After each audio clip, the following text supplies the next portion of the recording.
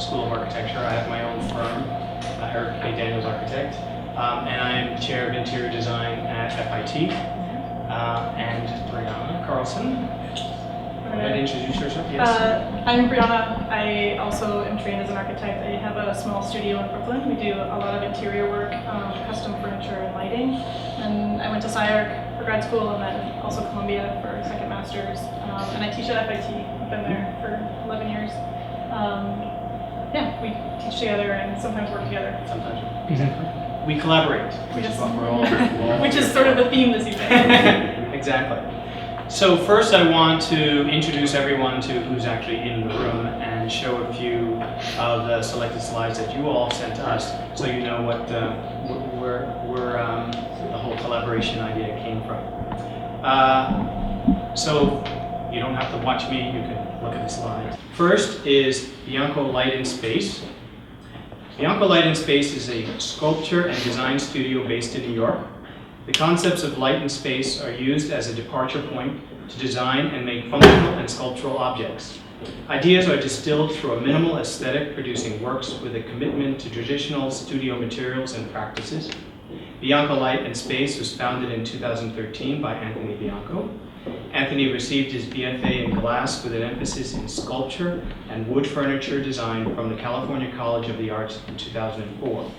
He has taught at various institutions across the United States, including Public Glass in San Francisco, Chicago Hot Glass in Illinois, Urban Glass, Brooklyn Glass, New York University, and the Museum of Modern Art in New York. Please welcome Anthony Bianco. Raise your hand.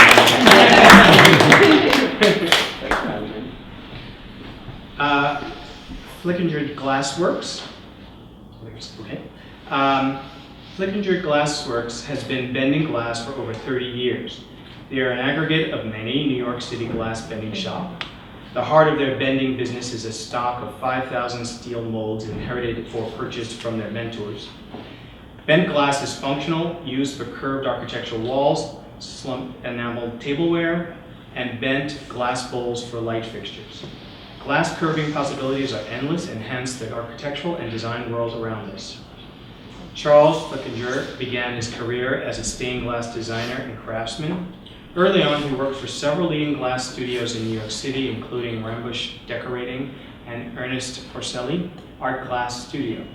After helping to restore the Statue of Liberty's bent glass torch in 1984, he began a series of apprenticeships with prominent bent glass designers and craftsmen.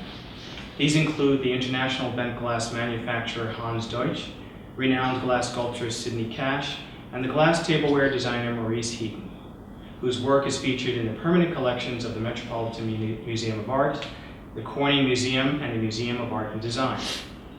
In 1985, he opened Flickinger Glassworks in a loft in Williamsburg, Brooklyn.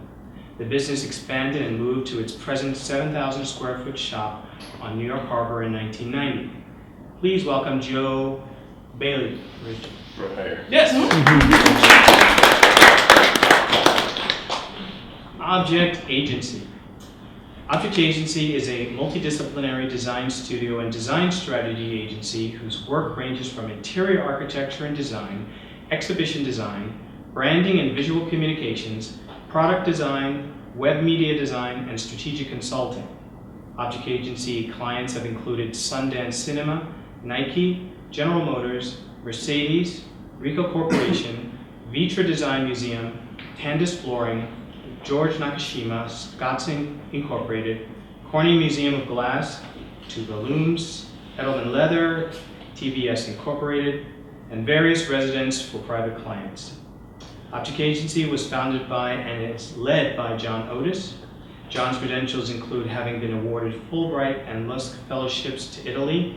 He was honored by being named the 2009 Design Intelligence Most Admired Educator and was named Executive in Residence at Colorado State University.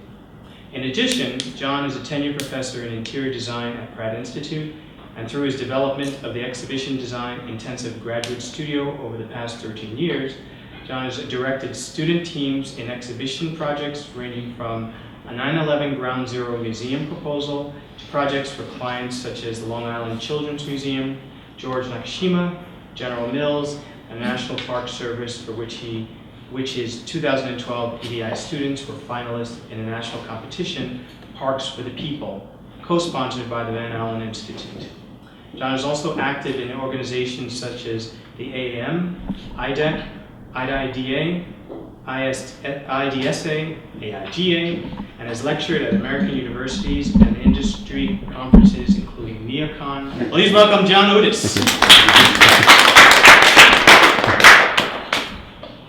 Robert Devaney Studio. Robert Devaney Studio is based in Brooklyn, New York, founded by artist and designer Robert Devaney. The studio has a collection of lighting designs fabricated on 3D printers. The work reveals a commitment to creating exceptional designs by thinking beyond the limitations associated with 3D. He began experimenting with 3D printers in 2011 as a tool to use in his art studio, which eventually led to the lighting designs the studio is currently producing. Taking inspiration from the Islamic tile patterns found in his ancestral home in Sidon, Lebanon? Sidon, Lebanon. Forms found in nature and images of outer space, subjects Devaney has investigated through his artwork. The work has been featured in the New York Times, Design Boom, 80 Home Germany, Details, Maker Magazine, Ochre Design Magazine, L'Orient Le Jour Beirut, and 3D Printing Industry.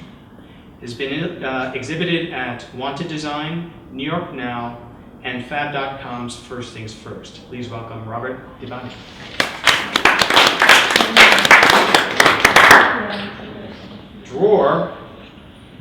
Drawer creates ideas as a vehicle for change.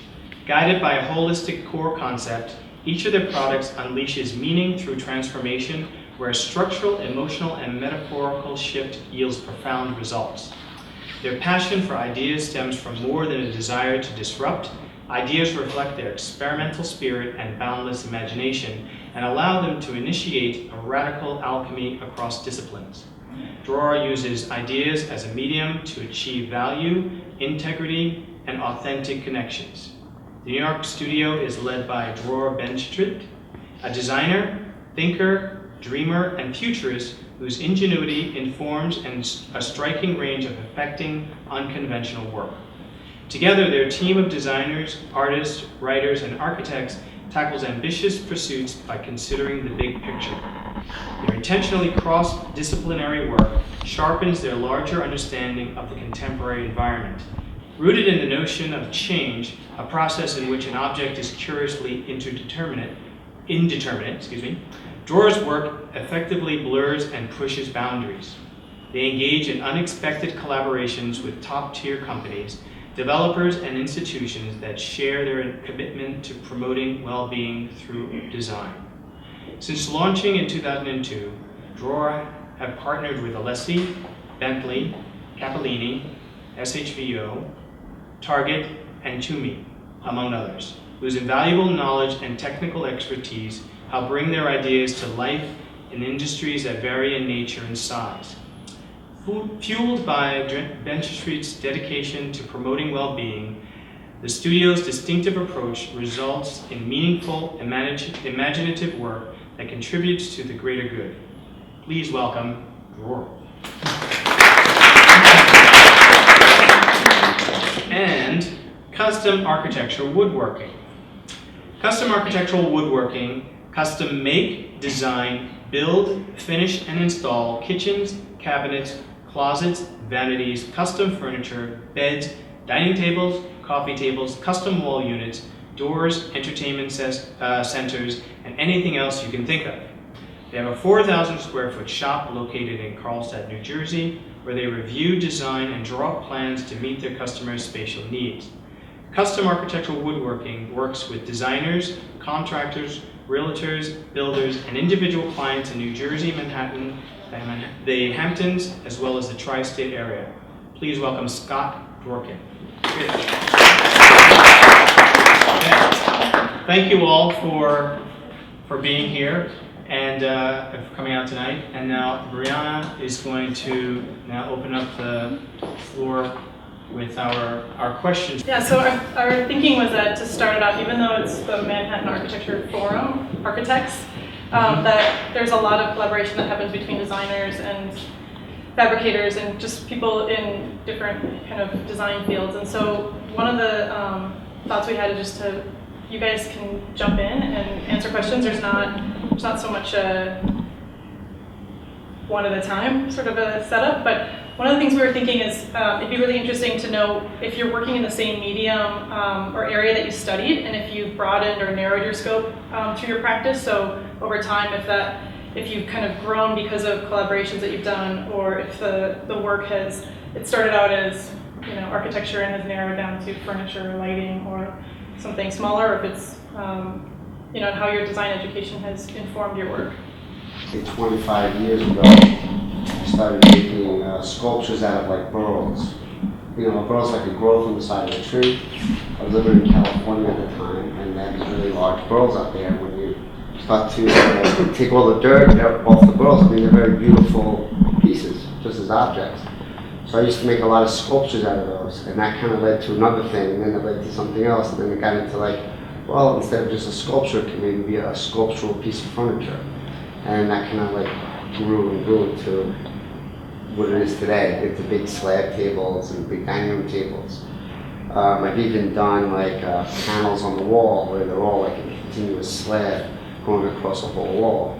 I very much appropriated the skills of mold making from ceramics to glass blowing, but ran into multiple hurdles of, so you want to make a mold, you need a saw and you need a wood shop, and the sculpture program at my school wasn't totally up to snuff, so I found myself in the furniture program, kind of just really basic desire to create something that functions not along the lines of furniture design. So by default, I was educated as a traditional wood furniture craftsman and cutting joints, not finding my place there, but made myself comfortable creating functional molds for glass blowing. As you work on your designs, you're learning, you're figuring it out, but that's also what's invigorating. It's not stagnant. It's always evolving. It's always growing.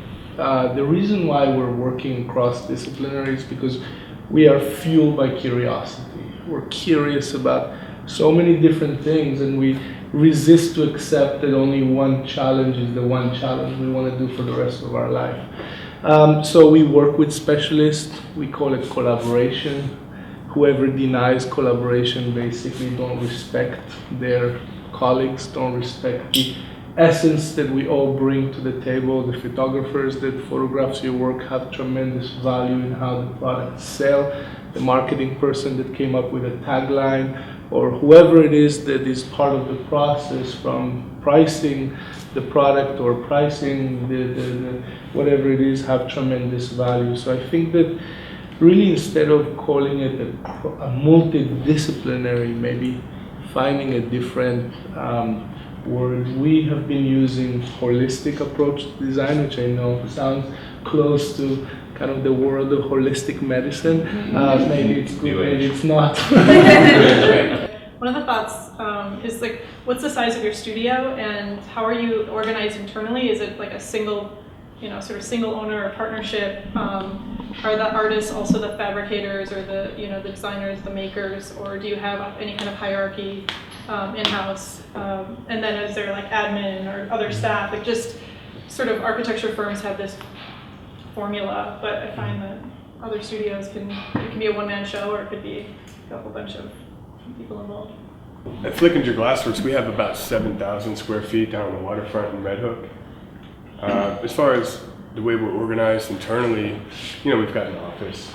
We've got a number of people that handle all the paperwork and things like that. And then really the strength of who we are is the people that are in our shop.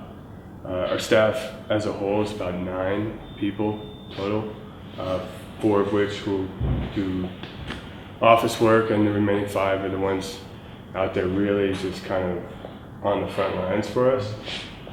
And our shop is kind of laid out so that there's a certain flow to it, with the office in the front, the paperwork comes out, it goes to the glass cutting table, the glass gets cut, moves to an oven where it's bent or shaped, and then into the back where anything else might have to happen to it, whether it's final edge work or sandblasting, and ultimately it's packed up and sent out. We've got thousands of steel molds that we use to guide the glass into the shapes that we want it to be. And really, the way that we're able to achieve the things that we need to do on a day-to-day basis is through just communicating with each other, every day, with every job, relying on each and every person's experience with what they've done for the company and other times in their career working with glass. How do you collaborate? Do you typically get the big idea and then, as you were describing, find the metal workers or woodworkers or people to do the sort of secondary or tertiary pieces, or are you sought out by them to, they've got an installation and they need glass made for that? We're actually collaborating with a glass blower right now down at Urban Glass in Brooklyn for a client. We're producing a specific limited number of pieces with a woodworker and a glass blower. A variety of trades all coming together like that, and I really enjoy that. I don't feel like I have those skills. And I've worked up at Corning Glass too, worked with them, been up to Corning, worked with their mobile glass lab, and I'm actually incredibly fond of the glass. I think it's fabulous, and I don't consider myself any kind of an expert whatsoever.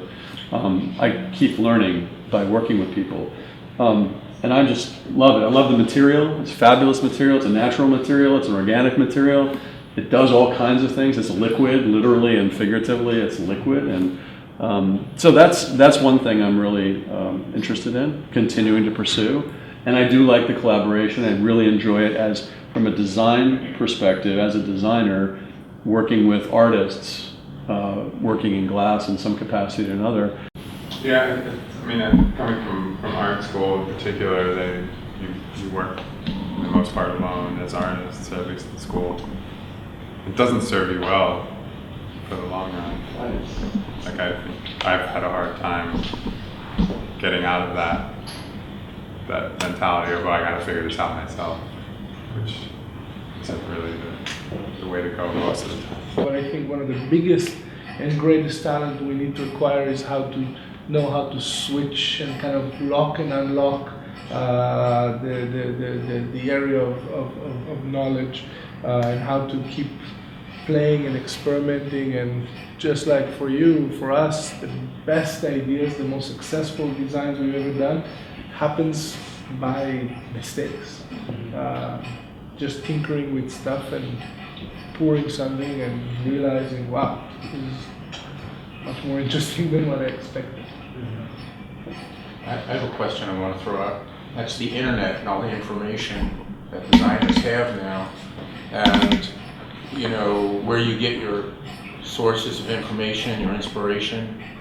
I think it makes a huge difference today. You have access to so much information. Can anybody talk about that issue? It's a real problem. You can really just be not stealing, but you're just if I find the perfect image, that's what I'm going to make. But it's really, you have to pull yourself back very early on with 20 reference images. Yeah, one other thought was just who are your clients and what do they value? Because I think, what do they come to you with in terms of priorities? Is it schedule and budget, or is it, creativity and be explorative and the sky's the limit kind of a mentality? Because we tend to, that's what we value in the office, but the reality tends to be more driven by time and money and quality. Maybe the details get sort of left by the wayside. And also whether or not sustainability or any component of that is important to clients. So I think it's an interesting balance of, do you take the image that they're giving you on Pinterest and recreate that and kind of modify it, or do you bring them something new and fresh? So I think that's kind of a balance in trying to figure that out. But I do feel like it does change the way we work with our clients now that they have so much access to different design inspiration? Some of them are manufacturers, and in fact, they have programs that are all about their products being sustainable. But then they talk the talk, but then they don't walk the walk, because it's like, then we have to build a space for them. And I say, well, we should be using these materials, this lighting, you know, et cetera, to build a space out of it. Well, what's that going to cost us? You know, but you have to guilt them into it. You say, but you're selling products and you're promoting your sustainability principles, but then shouldn't your space be speaking the same language, you know? So some of it's that kind of a battle, and getting them up to speed that way, you know, and spend more because it's the right thing to do, you know, and because you're saying your products are about that, well, your space should be about it too. Good, I'm going to say, no, that's not, we're not interested in that. You know, it's like, just going back to this, I want this, you know, give me this, what I just saw, what I just downloaded, and which is not sustainable in any way, shape, or form. And then you do have to try and put something in there that almost you have to, like, you know, just so you can feel good about what you're doing, try and design something that has some kind of sustainable component that you can just say, okay, I saved at least one tree today, you know, like, I'm not going to do it for the rest of the project, but something happened that I can feel good about. But many clients say, we do lots of high-end residential, and that is not where their head is at. Their head is about competing with their neighbor and their family members, and trying to get something that is better than, as opposed to something that's sustainable. We'd like to thank you all for coming to the first forum, and we want your feedback also. Please email us and let us know what you think, and any other forum topics that you might want to suggest is also welcome. But as I give you all self applause, because I think